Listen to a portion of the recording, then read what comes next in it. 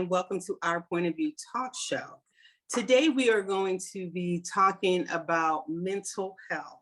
As we know, October is Breast Cancer Awareness, Domestic Violence Awareness, as well as Mental Health Awareness. So in a few minutes, we're going to reach out to our doctor, Dr. Erica Goodwin, and we're going to talk about mental health. But before we start, let's say hello to our other hosts. We have on with us tonight, Miss Jennifer. Hi, Jen.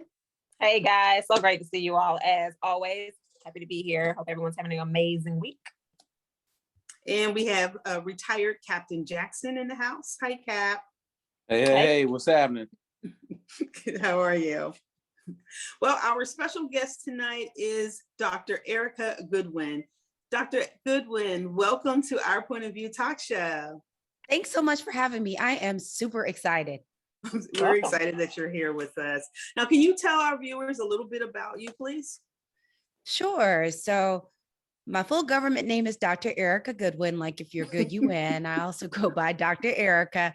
I'm a Harvard-trained, double board certified psychiatrist and integrative lifestyle coach. I'm extremely passionate about helping people be better, do better, and live better. I do that through my adult telepsychiatry, my best-selling books, including Fix Your Fairy Tale, A Woman's Guide to a Great Life, Love, and Legacy, and Mind Matters, a resource guide to psychiatry for Black communities.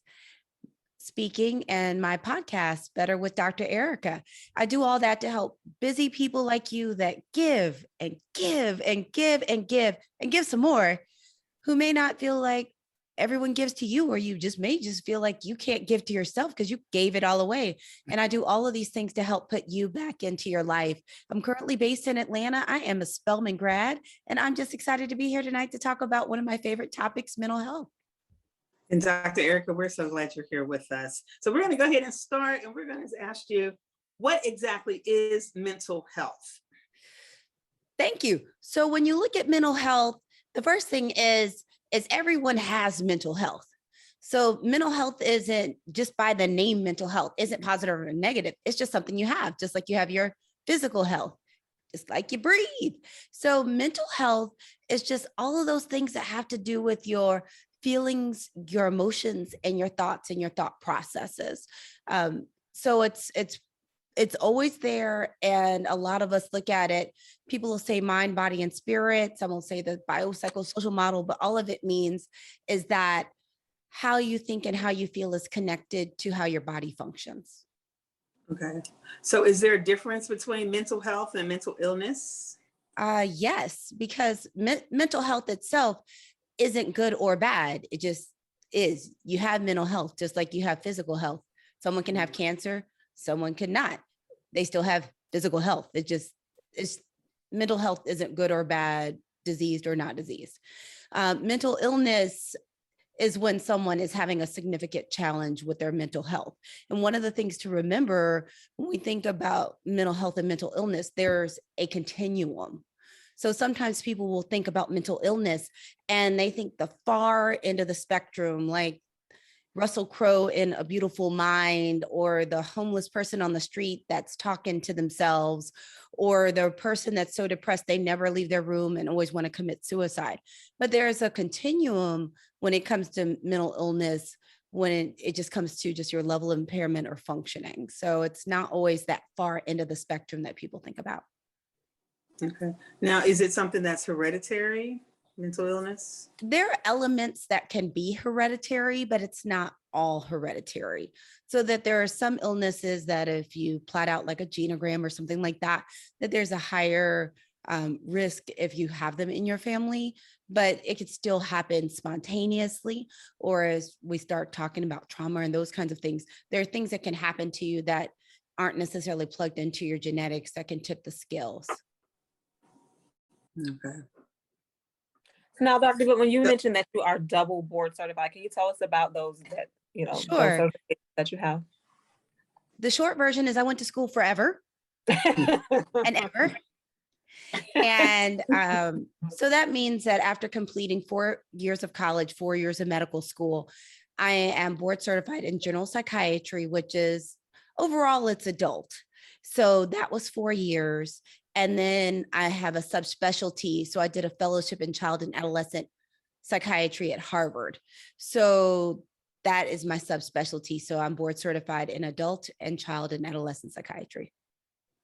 Okay, and you have your own private practice right now, or are you working with another? I do a couple of things clinically. So I have my own adult telepsychiatry practice. So my personal practice is actually only adults. When I see kids, I typically see them. I do contract work. So the other part of my clinical work is I've historically been a traveling psychiatrist. So when I do my contracts is when I primarily see young people. Okay. And I see them kind of everywhere. Everywhere. So what is a traveling psychiatrist? So a lot of people are really familiar with traveling nurses, but they don't realize they're actually traveling doctors. They give it the super fancy name. They call it locum tenens, but the equivalent of it is temping for doctors. So a facility will have a need either because someone quit, someone left, someone got fired, or maybe they increased services and need more people, or they just never had enough people, or someone's going on leave for maternity or paternity leave or sick leave or family leave, and they just need someone to come in. So it's literally like temping for doctors. And I'm licensed in multiple states, so I can go across the country seeing people. At one point I was licensed in 10 states. So I just would travel around, and it was like unique opportunity to work in all kinds of places with all kinds of people and be in places I wouldn't necessarily want to live, but in communities that often wouldn't have access to someone with my skill level and training. When you go to some of these smaller cities or smaller towns, they're not going to usually have someone that trained at Harvard there, but they get me. They get you. Okay. So now go ahead, Eric, I'm sorry. So I was going to ask, do you have to challenge any sort of test in each one of those states, or is your board certification grants you the ability to practice in those states? That is an excellent question. So with medicine, it's a little bit different than the bar. So there's not a major licensing exam in each city, in each state. So our licensing exams we have what's called the USMLE, the United States Medical Licensing Exam, which is in 3 parts. And historically, I'm a little older than I look. So when we took it, you took the first 2 parts. When you took, I think it was 1 part, we took 1 part in med school, 1 part like around internship, and another part in residency. That sounds about right. But the scary thing is I finished med school over 20 years ago. So these tests all feel old, but it's a 3-part exam that you take, and that makes you eligible for licensing. Your license, but the licenses themselves, the licenses are state-based, but you fill out applications and fulfill usual requirements, but it's not a full-on exam, except there are a handful of states that decide they want little pesky tests. Like Texas has a jurisprudence exam, but it's not like passing the bar every state. What makes us board certified, those are national exams. So for psychiatry, when I took it, I had a written and an oral for adult and child, but now they don't do the orals anymore. Wow, okay. I took lots of tests. So let me ask you, how do you know that you need help? How do you know that, that you may have a problem, and that you may need, professional help? There's one big word that we use when it comes to knowing if you may need some help. And the key word of the day is impairment. So it's how much is what's going on with you getting in the way of you doing everything you need to do?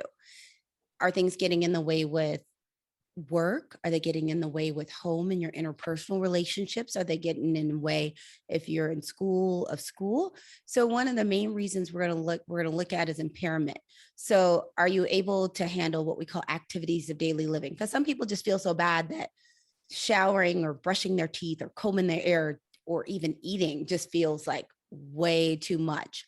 Then there are times where you just don't feel like yourself.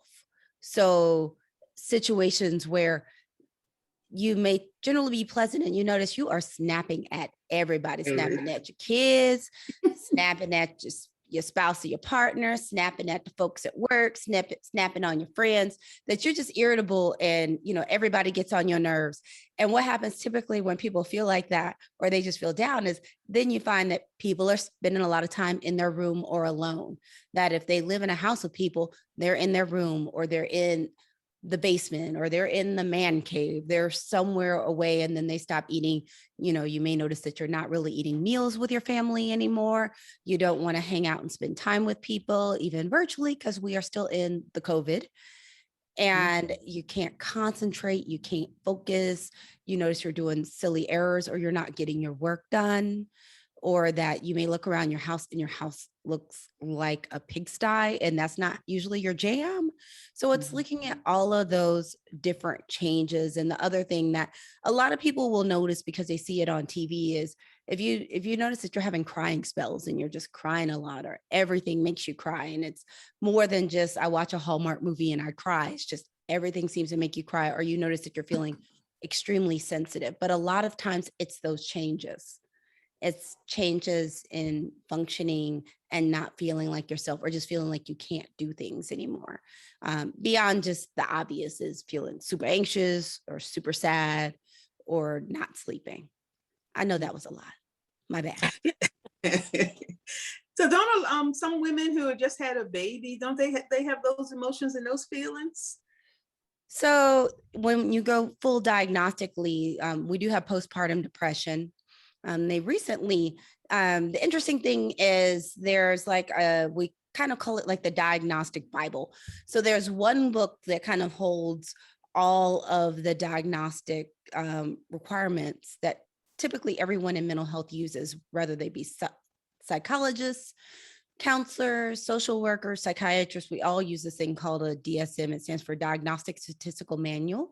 And now it's on, I think, 5TR.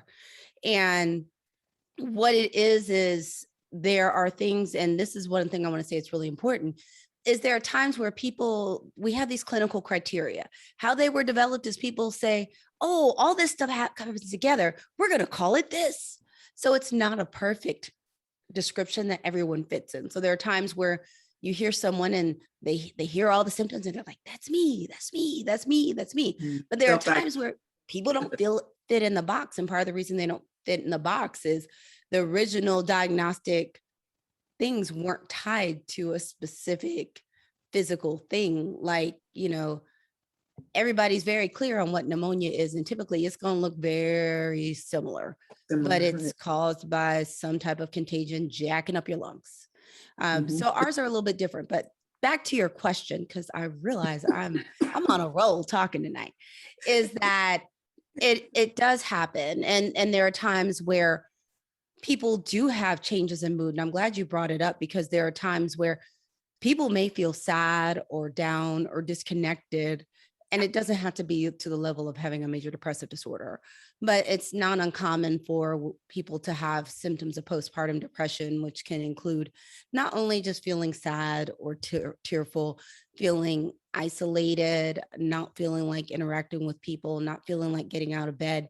But the thing that hits really hard is that typically women that are experiencing postpartum depression have a very difficult time bonding with their child. And as we know, that's a huge part of that time when that connection is formed. But when you also think of what happens if you feel like you aren't connecting with your baby, you're going to feel like you're a bad mom. Yeah. And what happens if you feel like you're a bad mom? You're going to feel guilty. And a lot of these things, one of the reasons it's so important for us to talk about them and for people to get treatment is it's all that stuff that comes with it. So not only are you not able to bond with your child, if you don't feel comfortable being around your child or bonding with your child, you may not necessarily feel as comfortable with the idea of considering breastfeeding. Or you may just feel bad. And the other thing is, if you have other children, or you have a husband or a partner or a spouse in the home, that you're not able to engage with them either. Okay. So do you have to, go ahead, Eric. So I was going to ask, so do you find yourself because you mentioned earlier that mental illness could be defined, you could define it as impairment of some Mhm. sort. Do you find where when you're dealing with patients that what their issue really is not so much impairment, but it's stress, or is it stress related? How do you differentiate the two, or does one lead to another? Typically, the reason someone shows up at your door is there is some level of impairment, even if it's subtle. So there Okay. may be times where it doesn't feel like a big impairment, because what happens with a lot of people, especially African Americans, is you're just taught to tough it up. People made it through slavery. They somehow made it.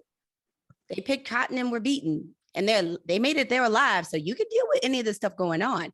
So in general, what happens is for some people, the impairments are subtle, or it's to a point where they may not feel good and they may feel stressed out and like they have no capacity, which is really common right now because everybody is stressed out with the never ending pandemic. And the average person, given between people dying and people having difficulty working, people not returning to work, that the average person's workload actually has gone up in a high stress environment, is that it's more of, a lot of times for a lot of people, it's these soft, subtle things. So I'm glad you brought up stress, where they're just not concentrating as well, or you may be making some silly errors, or you may notice you just forget stuff around the house because you can never remember where you put your keys or your phone or your AirPods, because your brain is literally full, Right. or it's subtle things where you're still able to go to work and do your job, but it just takes longer.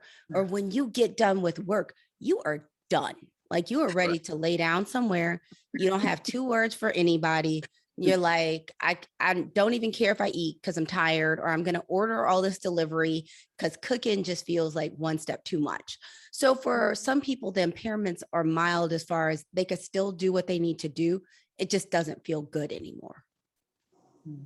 So do people, I mean, do you have to be suicidal to be considered mental illness? Is that, one of the No, symptoms as n- well? no. And I hope, my goal with being here, my hope for everyone is to not wait to get assistance until you or someone you love becomes either suicidal or having thoughts of suicide or death, because mental health and mental illness, it's like any other medical problem, that Mhm. it's much easier to help someone if their cholesterol is high when you first notice it's just a little high, versus after they've had a stroke or a heart attack. It's a lot harder to fix a stroke or a heart attack than it is Yeah. just a little bit of the cholesterol. Just like it's a lot easier to take care of just some mild blood sugar elevations versus having, as grandma would have said, a full case of the sugar and you need your foot cut off.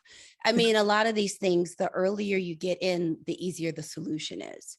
That, just like with anything, it's a lot easier to help someone heal if it's not all the way at a crisis. So the one thing I would encourage people to do is, I'm a big fan of the mental health checkup. That sometimes, it's nice to get checked out. Someone says you good, you're good. Mhm. Or if it's something small, you work on that small thing, because at the end of the day, it's about being able to put those things together to have that better life, that life that you were created for. And you want to function at the highest level so that you can make the most out of every day. Because one thing we've learned from this pandemic is every day is not promised. We don't know when our number is going to get called. We also don't Exactly. know when the number is going to get called to the people around us. So Mhm. I look at my job is to help give people hope, to help them be able to step into and live that life that they were created for. And one of the things that hurts me the most is when people are suffering needlessly because they're either uncomfortable with getting help, they may not know how to get help. It just seems so scary to talk to someone about their feelings. And then by the time they enter the system, it's at that point, like you're talking about, when someone is thinking about harming themselves, or they've tried to harm themselves, or they're super paranoid and psychotic and can't make a sentence.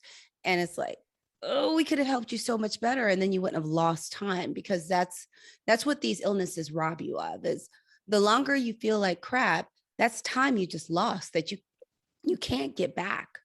Mhm. Right.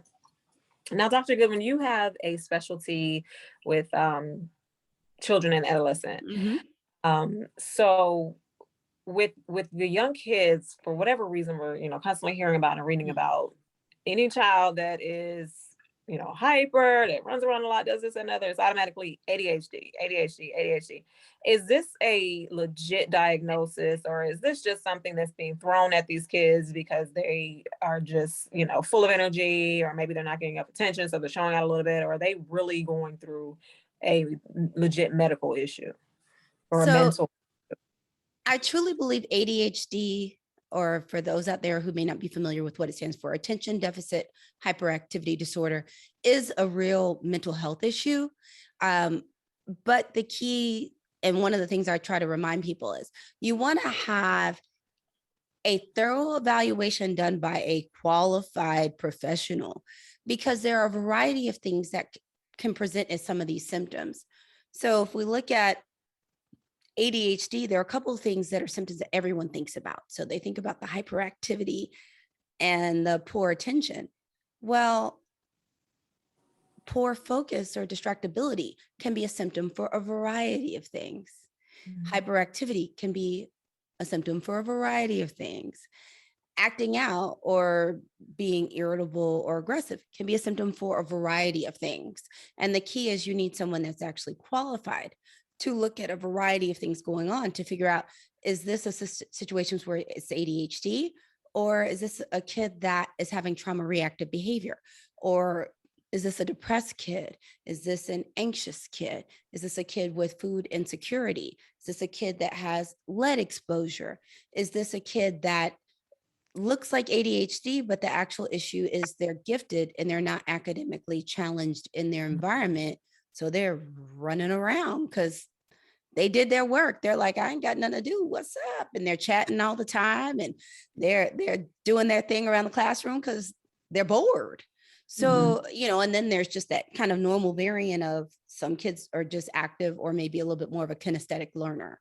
So part of it is being able to have a really good evaluation to determine what is going on. Is this something within the scope of normal, or is this just something else? Because if it's something else, well, you treating it like ADHD isn't going to necessarily make the root cause better.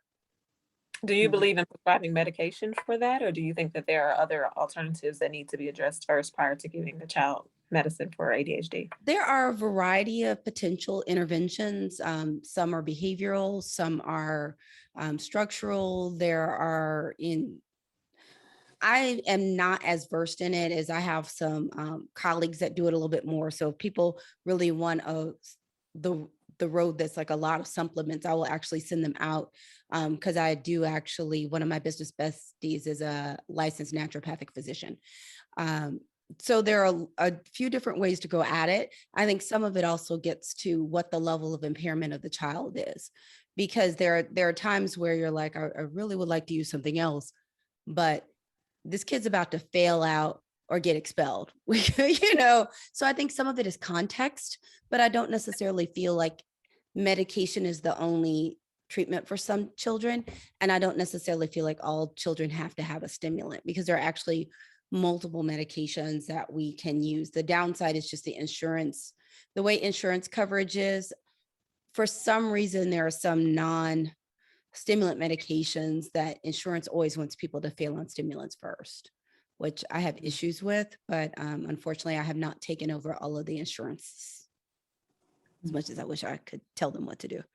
But the long and short is sometimes it's indicated, sometimes it's not. And the main thing, and also, even if a child is on medication, there are still some companion treatments that are not medication interventions that are helpful. And one of the reasons it's important to actually treat ADHD with whatever the appropriate treatment is you can have a child that is, number one, you can have an issue where a kid is underperforming, especially like intelligent children, where you have a kid that's a B or C student that actually, if they paid attention, would be an A student. Well, that can actually eventually become problematic.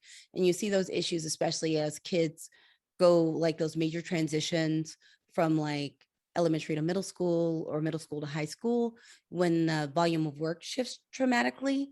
The other issue is for kids that tend to have more behavioral presentations, that then they start getting a lot of negative input for being constantly redirected, is saying it nicely, but they get in trouble all the time. So you'll have some of these kids that they start looking depressed, but it's really secondary to their ADHD, that they feel sad because they're in trouble all the time, or they're sad because as adults, we spend all of our day at work. As kids, well, it's a little different now. That's the wonderful world of Zoom, half the places, but they spend a significant part of their day in school activities. So Mhm. if where we a lot of times as adult look at, am I successful right now? Is it's what's going on with work?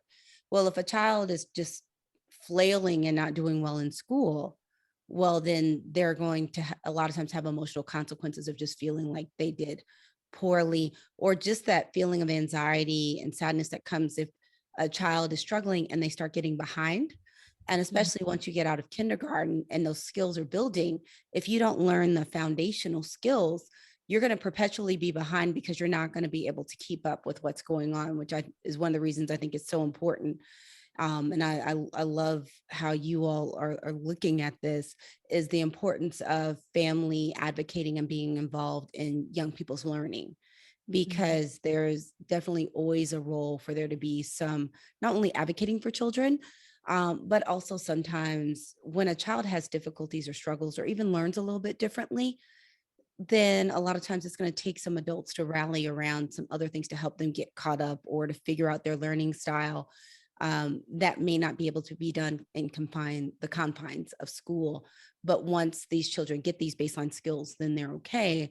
It's just one of the things we'll end up seeing is you'll hear these kids that have these reading deficits and these other things. And, it's like if they don't get the help they need, they're just going to perpetually be behind because they're never going to have the skill they need at that grade level, especially once kids get beyond kind of first and second grade, where reading becomes huge. Because if you can't read, then, you're going to be janky at science, social studies, and English, because they're all word-based subjects. So I think the main thing is just to really not only get a quality assessment, but to be able to work with someone that you feel comfortable having that conversation with, and that you feel like will actually listen to what your concerns are, so that if you have some concerns about certain treatments or really want to know a real explanation other than that's what we do, is that you want someone that you're going to feel like can meet you where you are and really listen to in an empathic way. So do you think that some of the issues could be because of there's single family homes, and like the dad is not a part of the home and the mom has to work all the time, because back in the day when I was growing up, kids were cutting up in school, they called them the class clown when they talked all the time and everything. But, they weren't, parents weren't taking us to the doctor and they throwing medication on us and everything. I mean, back then they had belts and switches, things like that to keep you in order. But now that you're no longer allowed to, chastise a child, or you're not, you're not, yeah, you're not Corporal allowed to chastise punishment. a child. Yeah. So, do you think that has anything to do with it? The fact that the way that the environment that the child is in, do you see more of it from certain environments or certain communities as opposed to others? If I'm honest, is it okay if I be real honest with y'all? Please. I have worked in the hood. I have worked with people that were insanely privileged. The rich white people, their stuff is just as janky. So I can't say it's a situation where if you're in the hood and you don't have these things. I see rich people, and some of the stuff that rich people do to themselves, to each other, would blow your mind. And to me, one of the things that even ends up looking really difficult is I've seen kids from a variety of socioeconomic and racial areas. I also think there's this situation of kids that are not, it's almost an attention deficit of the kid getting attention from either a situation where the parent's not there because they're out of the home working a lot, because there are a lot of people that are either the working poor or the very bottom of middle class. So for them to provide for their household and for their children, they're working all the time. So it's not that they don't want to spend time with their kids. It's just for them to make enough money for everyone to have a roof over their head, eat, and maybe this kid has some clothes and some books. That literally it's working all the time. And then there are also children who their parents are kind of like either power parents or power couples where they have these high profile jobs and they're working. And they're working super late hours. And even if they're home, they're on their computers or their phones and they're not actively engaging their children. So I think there's an issue with at times children not having enough healthy adult engagement from a variety of reasons. And as you refer to back in the day, the thing about back in the day, we're going to put corporal punishment to the side. That's another issue, is that back in the day, you had tighter knit communities. Right. You had the village, The right? village that Big included, mama. not just the immediate family, the next round of family, the people that lived in the neighborhood, the Right. folks in the church, everybody at the PTA knew each other. There were all of these layers of people, so that there were times where a child may have a single parent and be a latchkey kid, but they may also be going to Boys and Girls Club or going to some activity, or someone's checking on them at the house if something happens, or they're at the house next door, or everyone knows each other. So all the kids are at the one house where everybody is. And the difference now is there's just not as much of community. Right. And it's not really even one particular socioeconomic level. It's just, there's just not as much community. So even kids that their parents may have more resources, it may be, there may be a nanny or there may not be a nanny, or people are kind of all busy and they're not necessarily engaged with the child because they're busy doing work stuff forever or every community board. And I think it's one of the challenges that parents face. And one of the things I think people don't really explain to people, it's, we're in the world of social media. Babies are really cute.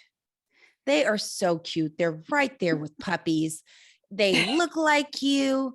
They smell like roses, unicorns, and Johnson's baby powder. They are the cutest. They're so cute. But I think a lot of times there's not enough conversation of what the actual responsibility of having a child is and what does it really look like? Because I've seen so many people that show up in my office and it's like, there's a checklist of life, you do it. And then you realize, oh, this isn't what I thought it was. I didn't know I'd never sleep again. I didn't know somebody would bounce up in my bed. I didn't know my life would be totally taken over when this kid is in trouble and I can't go anywhere. People just don't necessarily think about you do it out of love, but having a kid is inconvenient because it's not about you. And to circle back to your question, that I realize this is a super long answer to this question, is that it's a combination of things, and I think there are multiple ways to discipline with or without corporal punishment. I do think part of the reasons corporal punishment started falling out of favor is in some trauma models, people look at it as spanking on any level can be traumatic. The other is we're just in a society where people tend to be emotionally dysregulated. And everyone has seen that time where somebody was getting a spanking and you felt like somebody didn't know it was time to stop. I mean, or that kid that laughs while they're getting spanked and the other person is just angry and it really does hurt them more than it hurts the kid. And we're in an era of so much emotional dysregulation that a lot of people really can't be regulated enough to, in a good environment, spank, because these, as they say, that we have pandemic babies, these kids, these aren't the same kids we saw 20, 30 years ago. They make kids, right. They make kids different now. So, and then also you mentioned single parent like homes. they came out of a factory. Well, they are, just as that forever, the little pandemic baby thing that's on Reels and TikTok. They're like, yeah, these new pandemic babies. Little baby, 2 days old, stand up. It's these kids are just emotionally regulated a little bit different. They seem to test boundaries a little bit differently, and it's just a different society. It just is what it is. Is that there were a lot of things in place to hold so that children could get attention, and also people would have eyes to see if something was off. That's just a little bit different here, beyond just having also an entire conversation about adverse childhood experiences, and different ways children and even adults can integrate trauma, and what trauma is. That also impacts how people are showing up and how kids are showing up, and also how people are reacting to our children. Okay. Okay, so let's switch over to the workplace. The employers, how do they handle employees once they find out that there's like a mental illness issue going on with them?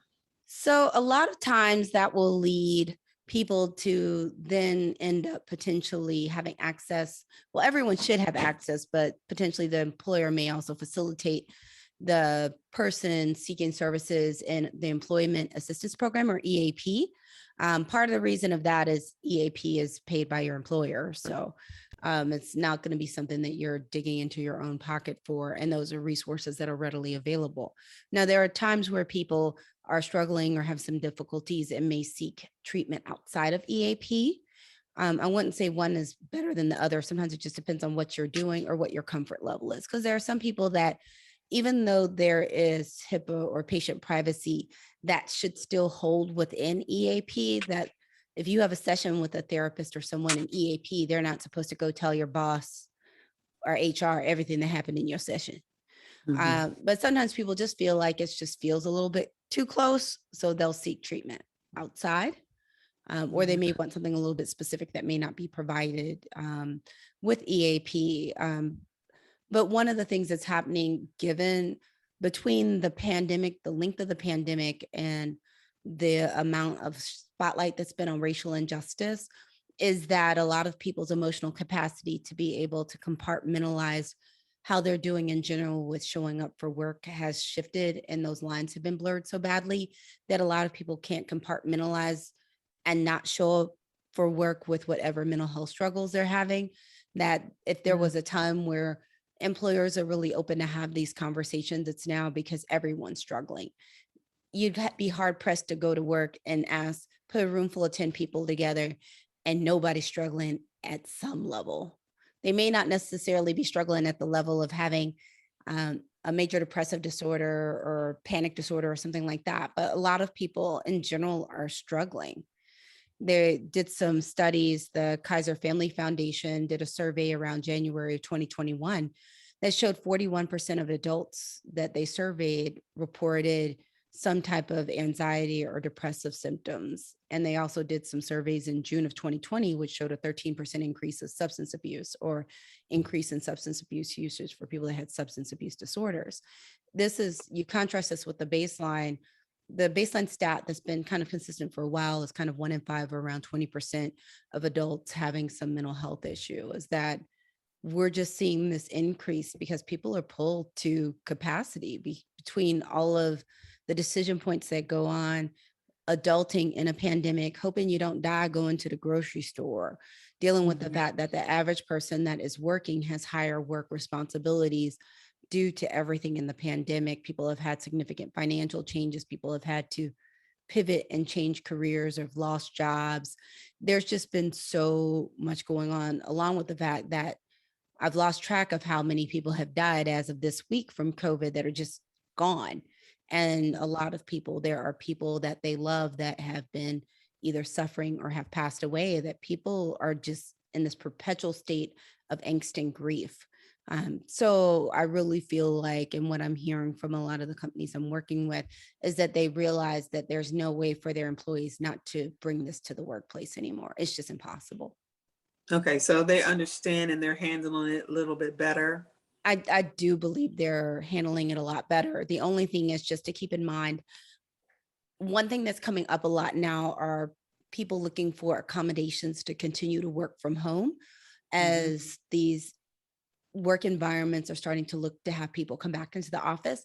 It ended up kind of being wonky timing, because I think people thought COVID's over, and then it's like Delta's like, no, We're back. I'm here. And what ended up happening, unfortunately, is we had the Delta variant and the emergence of like the Lambda variant. All these things started happening at the same time that companies had started instituting return to work policies. Mhm. So there are a lot of people, for a multitude of reasons, I've had people talk about it from just an anxiety standpoint, that coming out of the house is just difficult.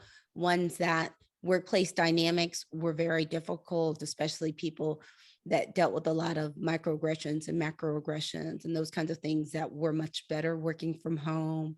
And people that are just struggling in other ways that also may have some childcare issues, that people are looking for accommodations. And there are some workplaces where you may want an accommodation to continue to work from home. And it's literally like, hey, boss, I really need to work from home. And they're like, okay.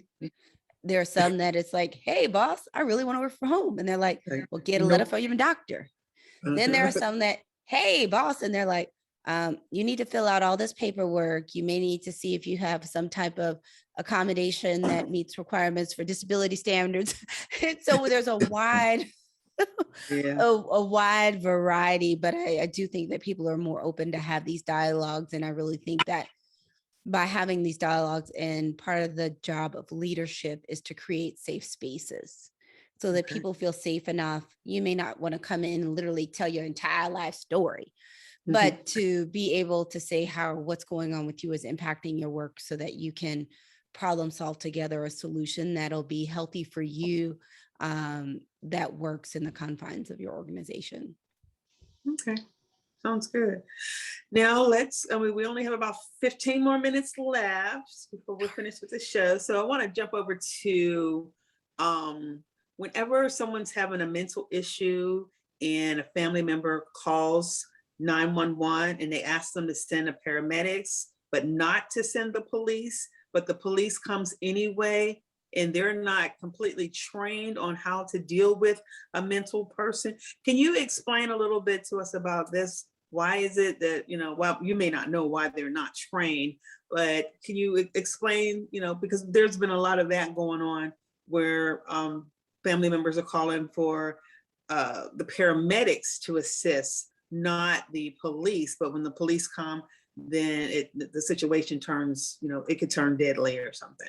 So a lot of times the policies of who actually shows up is dictated by the policy of usually your county. So you can call and ask for whatever your preference is. There typically is a standard operating procedure of who shows up. And there are some areas where they do have police or frontline workers that are specifically trained to deal with people with mental illness. There are some there that are not. There was also some work, a lot of advocacy has been done around this. They have it in some communities where they have alternative numbers to 911 that you actually call when it's a mental health disturbance, to get specifically to people trained.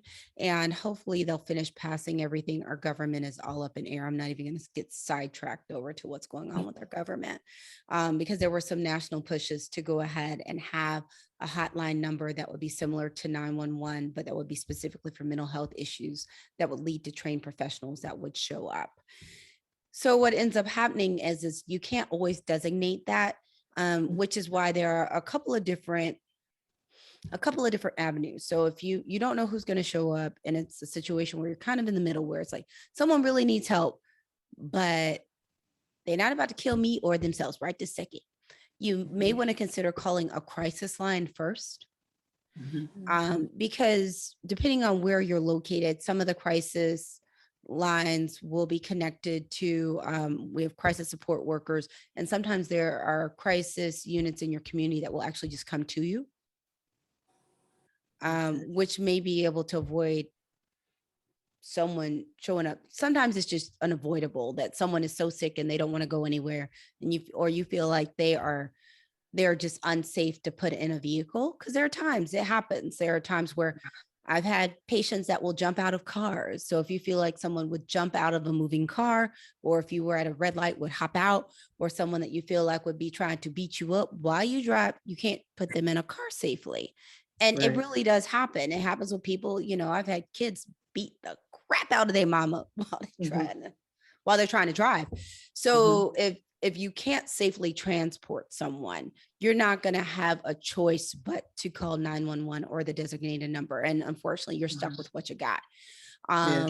Hopefully there will continue to be more training and education so that you get those people that are actually trained to be culturally sensitive, because I know we've all heard or seen on the news the person that was psychotic that someone perceived was aggressive that Mhm. got shot, or people were put in handcuffs that it's like they really didn't need to be put in handcuffs. They would have walked with you. So but I also think it's great when you have loved ones, and it's one of the reasons we did that book Mind Matters, was so that people would have enough information so that you could help advocate for your loved ones or your family, because sometimes people, they're not doing well and they may want help, but they just can't put it together in their mind, the steps. And it's nice to have someone that may walk that path with them, as far as if it's not an emergency where someone needs to be seen that exact second, where you help them call the insurance company or look at therapies for Black girls or Psychology Today to find someone to see. Or if you feel like they may need to go to the ER, where you ride with them to the ER, even though it's a little janky now in COVID, you probably can't go inside like Mhm. before, or you get the number for them to call and you sit with them while they call the crisis line. Because there are a variety of different, is it okay if I briefly talk about the different kinds of crisis lines? Sure, please. So the one everyone always talks about is the suicide prevention hotline. Mhm. And the great thing about the Google is you can literally put any of the stuff in, it shows up. Is that particular hotline is the one everybody knows. That's the one that scrolls across your TV when you watch a show. Mhm. And that one is a national hotline that has trained people answer the phone that can help you. And the one thing to remember is you can call any of these crisis lines. Just because you call a crisis line doesn't mean a cop is going to show at your door to lock you up. Because there are plenty of times people call a crisis line and you don't end up hospitalized. There are also quite a few times people go to the ER and we don't put them in the hospital. So I want people to know that just because you ask for help doesn't mean someone's going to lock you away somewhere.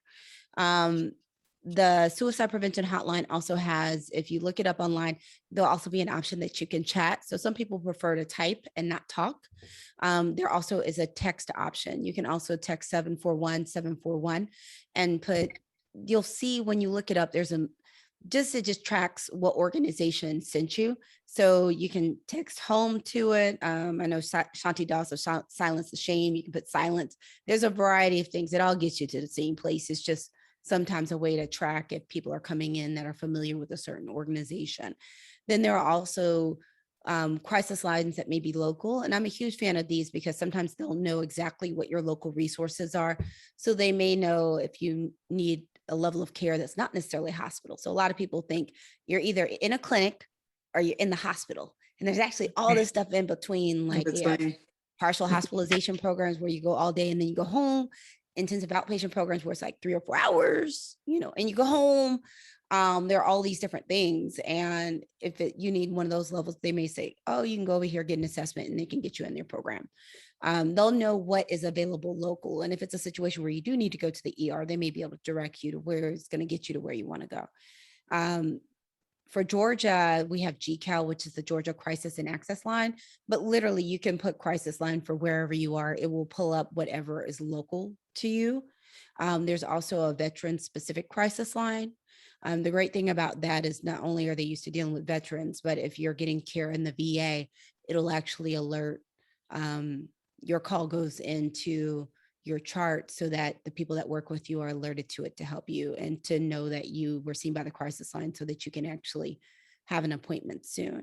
There's also SAMHSA has a line for substance abuse, but those are probably the biggest crisis lines, and I'd encourage people to use them. And sometimes it's helpful to support somebody by being there to either look up the number or just to sit with them when they call. Sometimes people just need you to hold their hand. What are other ways that you can support someone who has mental illnesses? I mean, number one is just pick up the phone if they call. It sounds so simple, but I know all of you out there have those friends or people that love you. But for them to pick up the phone, you call, then you text and say, hey, it's important. Can you answer the phone?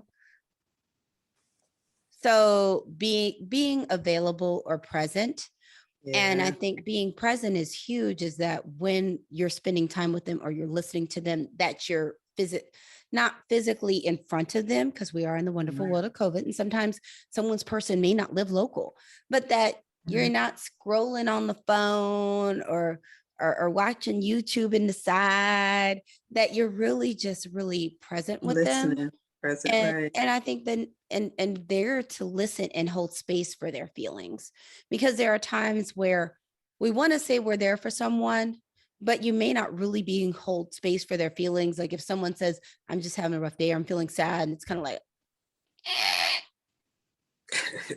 and people can sense when you really don't want to listen. Mhm. So holding holding space for their emotions, and then also kind of like New Amsterdam style. How can I help? And you ask, and it's maybe something as simple as someone's having a tough time and they just feel like they have a million things on their plate. It may be something as simple. And a friend of mine even talked about this on my podcast when it came to grief, is send a meal over. So it's one thing they don't have to think about. Or, maybe come by and help them do some things in the house, or maybe bring them food, or if they have a pet and they've just been kind of tired, take their pet for a walk. Just there are a bunch of really creative ways to be present with someone that doesn't cost a ton of money. If you like sending care baskets and flowers, that's fine. But I realize we're also people on a budget. So I don't want it to seem like the only way you could support someone is send the biggest thing of flowers, or send the $200 self-care box or basket, or go to, who is it? Not Harry Winston. It's whatever the thing that they had, the pears. Y'all know they have the best fruit. I think it's Dave and Harry's. I can never remember. But there are a lot of things that you can do to physically support someone, but a lot of it's just being present and available. And just listen to them, let them vent, let them Mhm. talk. Yeah. And if they need help with some of these things, that it's kind of like, hey, why don't you tell me what you're looking for, and I'll help you find some phone numbers? Mhm. Or is there something you're looking for? How about I'll start looking, because a lot of these major places to find people, like Psychology Today, my two faves are Psychology Today and Therapy for Black Girls. Skewed towards, I'm rooting for everybody Black. I love everybody though. I love everybody. But the great thing about Therapy for Black Girls, you can find the people treat men too. They don't just treat women. But the one thing about Therapy for Black Girls, if you're looking for someone that is Black to take care of you, because you want someone that may understand some of just the underlying issues of being Black in America, pretty much everyone listed there is Black. Whereas if you're like on Psychology Today, which is excellent, I'm listed there too, is that then you're looking at pictures trying to figure out if somebody looks Black. Mhm. And I know everybody, I know all of y'all out there at some point were on either your insurance website or something trying to look, and you're like, are they Black? Did the name Looking at the sound right? name. Are they Are Middle syllables Eastern? Because you're literally looking A's at in skin it? color. And we Mhm. come in such a variety of colors. You can't always tell from a little picture if somebody's Black. So the thing I love about Therapy for Black Girls is you're not really searching, trying to figure out if somebody's Black. But sometimes it's helpful if someone's having a tough time. It's like, hey, okay, what do you think you need? How about I'll start looking for you, and I'll find some folks, and then we can just look at a few together, versus the overwhelm of searching through the interwebs. That sometimes if you can help narrow it down to 5 or 6 or 2 or 3, then it's like, then there's just a lot less mental gymnastics. Mhm. Okay. So Eric, do you have any final questions? I did, but I forgot. I'm sorry. My Yeah. bad. I just got some things going on here in the background, power going on and off. So Not a problem. Jen, do you have some final questions for Dr. Eric? I know we just have a couple minutes left, but I did want to ask you now. We are approaching the middle of October, which means we are heading into our holiday season. So, are you seeing an increase in your patient numbers with it going into that season? That is the best season for some and the worst for others. Yeah. It's the interesting thing about the holidays is you do sometimes see increases in people around the holidays, just due to, or increases of intensity. because it is huge. It's one, and it's just the pandemic actually helped with this, was the stress of managing these big holiday events that Mhm. a lot of people were actually saying they felt relieved that they were no longer cooking the big meal or hosting all the people, Mhm. that it was actually a relief to not have to do all of those things. Mm. But for, especially for people that are grieving losses or maybe feeling lonely, that's a huge time for all of that loss and grief to return. So functionally for me, I typically see, and sometimes an increase in symptoms, but not necessarily always an increase of people that are coming into treatment. Or people may start returning back to treatment. And you'll see an ebb and flow. Holidays are kind of weird too when you're working in the hospital too, where there are some holidays where everybody's there, or some where it's kind of like people wait until the holiday's over and then they show up because they wanted to be home for the holiday, or nobody want to take them in for the holiday. So they wait Mhm. until after the holiday and then everybody shows up. Yeah.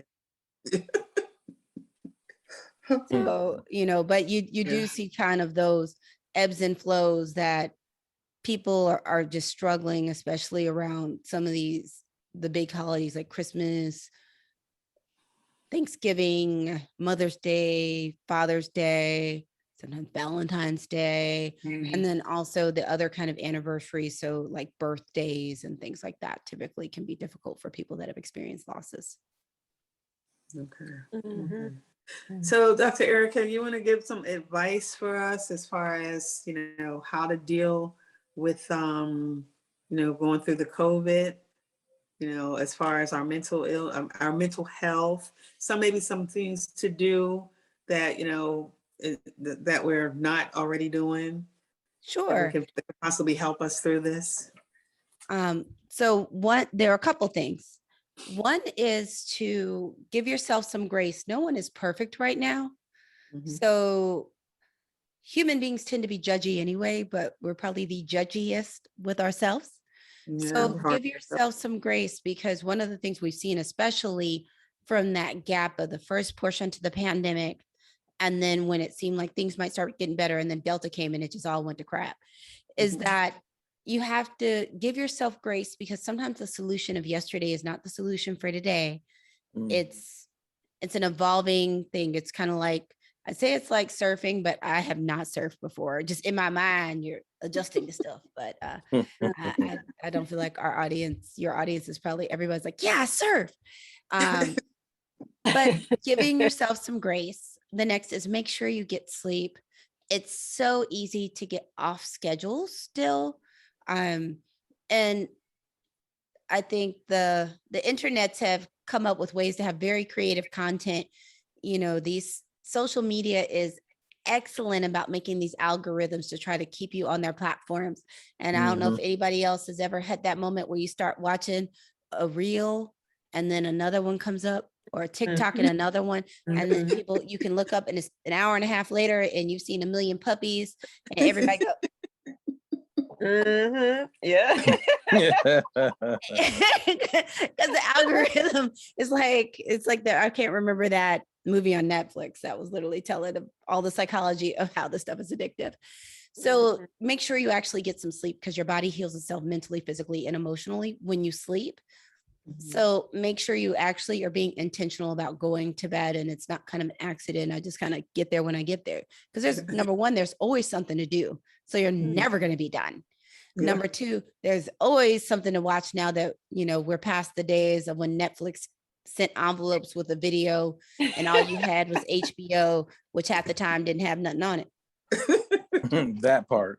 Is that there's always one more thing you can watch, or you could watch one more show on CNN. There's always one more. Mhm. So at some point you have to just turn it off. The next is just intentionally connect with people, even if you're an introvert, to make sure that, I encourage people to pick a time, put it on your calendar. Like for me, I block from 5 to 15 off in my calendar every day for connection time, to just call or text or something, just to give somebody a shout out. And I encourage people to put it in your schedule so that you actually spend some time dealing with people, because it's so easy not to be dealing with people. And the last one is just ask for help. And that's a few different levels. It may be you're feeling overwhelmed. So instead of going to the grocery store, you Instacart, or you do the Walmart thing where you drive up and they bring the groceries and stick them in the back. So you didn't have to, beyond the fact you just didn't feel like breathing with other people's air. But, you don't have to go through all the things of looking at everything. Your stuff either shows up to your door or shows up in your trunk, and different things that just, if you have dry cleaning, maybe valet dry cleaning, you may want to consider, if you're just feeling exhausted, doing wash, dry, fold or something like that, so that you're not spending hours upon hours on laundry. Maybe if you're comfortable with someone being in your home, hiring someone to clean it, even if it's only once a month, so that you just get some of that capacity back. And then the next level is just, or having meals delivered or meal prep so that you don't have to do it. But the next is just being able to let someone know, hey, I just need a little help. It may be I just need someone to listen. It may be if you're in a household with multiple people that can do stuff, and that includes kids, where you sit and have a family meeting about redistribution of chores and tasks in the house. Because one thing we saw during the pandemic is what you were doing pre-pandemic, when people started having to do virtual school and all these other things, the division of labor sometimes shifted. So you may need to revisit that. And the last is, if you feel like you're struggling or you're having a difficult time, you don't have to be falling apart to see a licensed professional. You can do like I talked about. You can give one of us a holler and come in and do a consultation and basically get a mental health checkup and just get checked out, make sure everything's good. Or if it's something minor, we can work through it. I mean, the thing is there's no reason to be on the struggle bus if you don't have to. And it's one of the reasons you'll hear some people talk about how they've been in therapy for years, and it doesn't always mean that everything was a disaster, but it's always nice. The things that we don't like to do in our own time is, if you don't feel like there are people that hold space for your emotions, or you're not comfortable talking about your emotions or your feelings with people, or you're not really sure how to process it, this is someone you literally paid to sit and listen to you and help you figure out your life. You don't have to be a hot mess to utilize that. And the last thing is, if you need a little inspiration, I do have a podcast called Better with Dr. Erica on all platforms. And we do talk about a lot of these different types of things. There were actually 2 mental health episodes recently. Well, the last one was on making your health a priority, that talked about general physical health, and also a little bit about end of life planning, because a lot of times people don't talk about that stuff. And then someone gets sick and they're in the hospital and people are like, well, what do they want you to do? And everybody's like, No. and the episode before that was talking about trauma, which everyone has experienced in the pandemic. And just the experience of being Black in America is traumatic. And the one before that was just around prioritizing your mental health. So there are actually some mental health specific related episodes. Well, thank you so very much, Dr. Erica. We appreciate you so much. We appreciate Yes. you so much. Yeah. We Thank you learned for a lot. having me. This has And been we're going to have you wonderful. back again and talk more about mental illness and mental health. We really appreciate you being here. And next week, we're going to be talking about domestic violence awareness with Ms. Vita Brown. So please join us then. And just remember, guys, everything you heard and everything we said was our point of view. We'll see you next time. Thank you, Dr. Erica. Thank you, doctor. Thank you. Good night, everybody.